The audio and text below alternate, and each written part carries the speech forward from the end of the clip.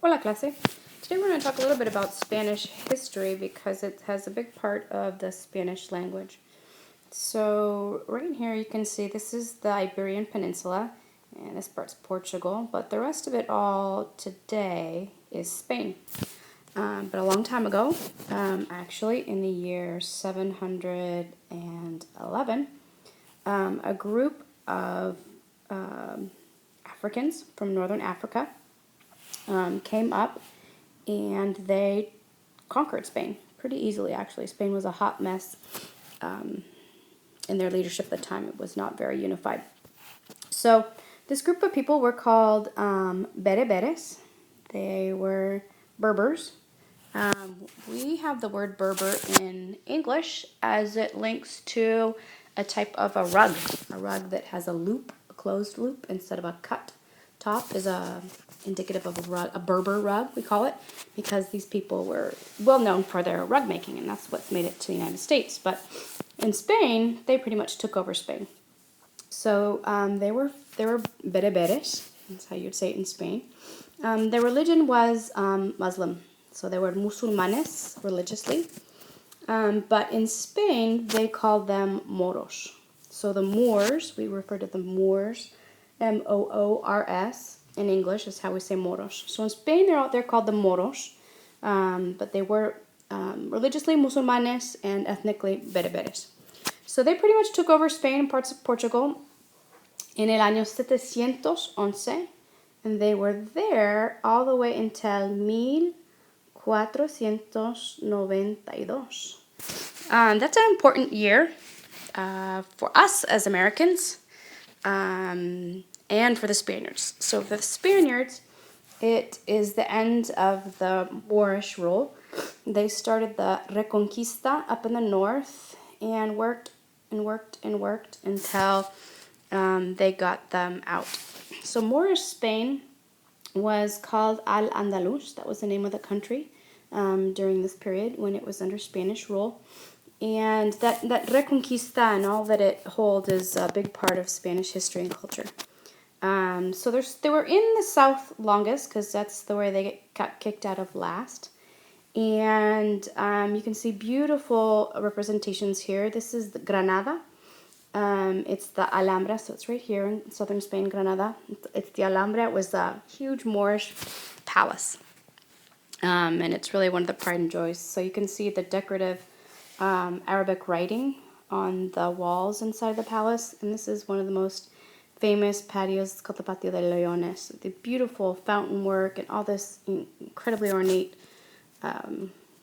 carvings that was done before they had the machines that we have today. So just beautiful, beautiful things. So 1492 was when the last Moors got kicked out of Granada. The kings were Isabella and Fernando.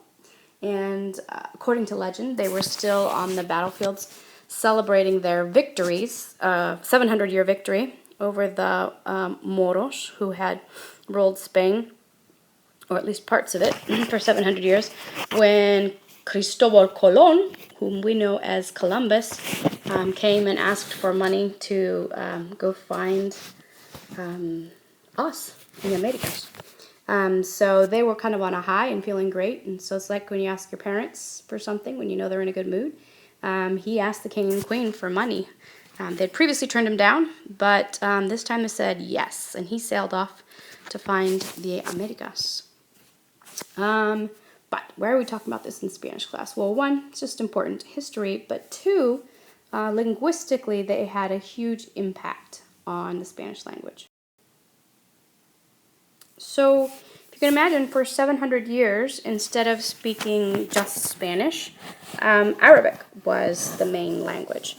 And so that has bled over into a lot of Spanish words. A lot of Spanish words actually have Arabic roots. The Arabs were an incredibly advanced and smart civilization.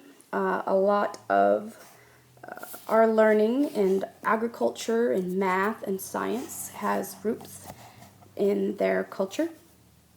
One of your favorite subjects actually is an Arabic word, algebra, comes from the Arabic. They also were the ones that discovered zero, and all sorts of great things came from this civilization. Linguistically, one of the things that came, we're looking at today, is the word ojalá.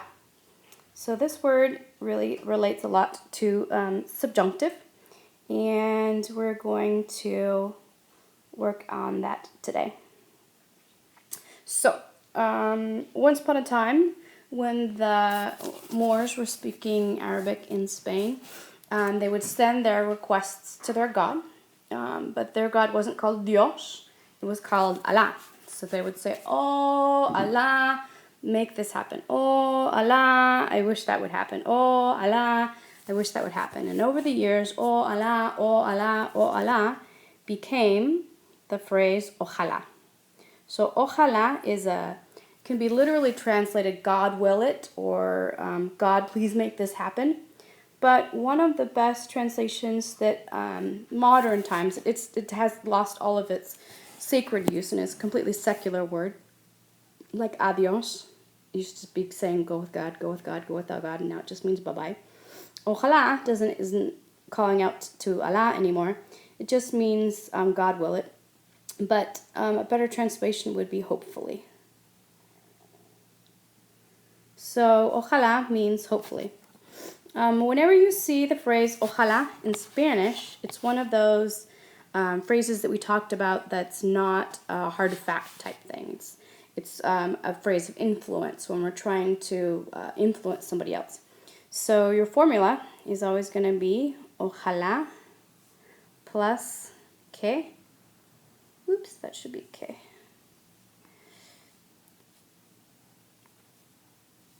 Without the accent, plus the next verb in the subjunctive.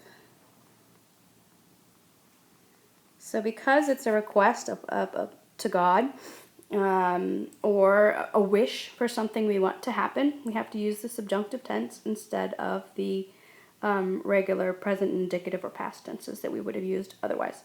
So ojalá plus que plus the subjunctive. Tonight for homework, I would like you to go to your My MIDI page, and in Semana 4, there's a worksheet called Palabras Árabes en Español. I think it's pretty interesting to see where these words came from, some of the words you'll see in English. So we're going to be taking a look at some other words in Spanish that also came from this Arab time. And next class, we will be looking at the word ojalá and how I'm using it more in subjunctive. Adiós.